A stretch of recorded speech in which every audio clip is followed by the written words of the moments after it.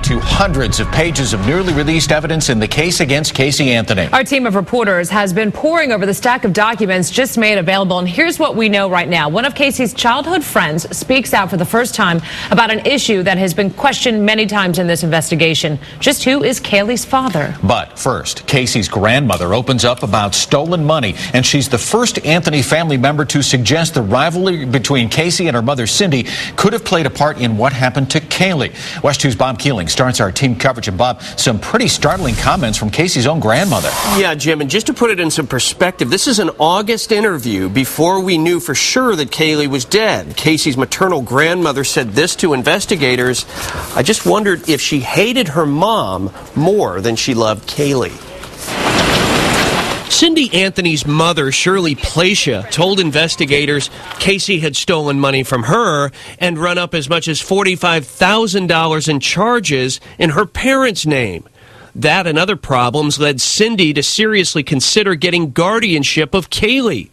Cindy told her mother, quote, "If I have to sell the house and get an apartment, I'll take care of Kaylee." Stressed out from it all, Cindy sought help from a counselor. According to Placia, that counselor encouraged Cindy to kick Casey out of the house. Instead, Cindy quit seeing the counselor. Around Father's Day last year, when Kaylee was last seen, Placia says she doesn't know what led to Casey disappearing with Kaylee. But night after night, Placia says she thought Casey was tormenting her mother by promising to bring Kaylee home and never following through.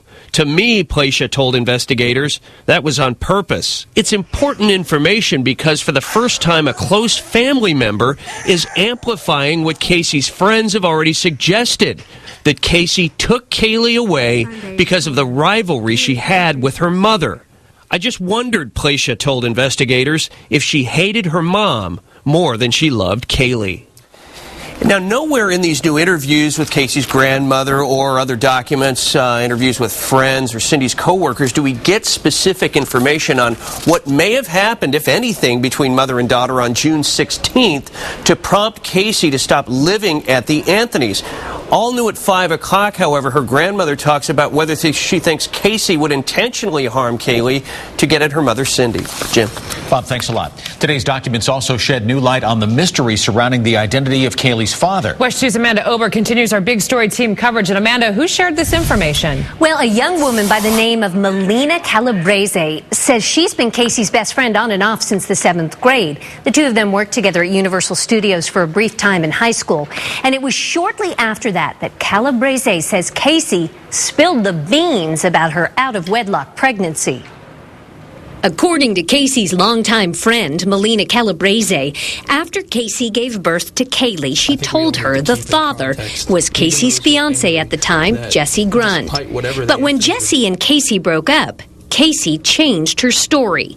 Casey then told Calabrese the real father was a man named Josh from Georgia, whom she'd met at Universal and had a one-night stand with.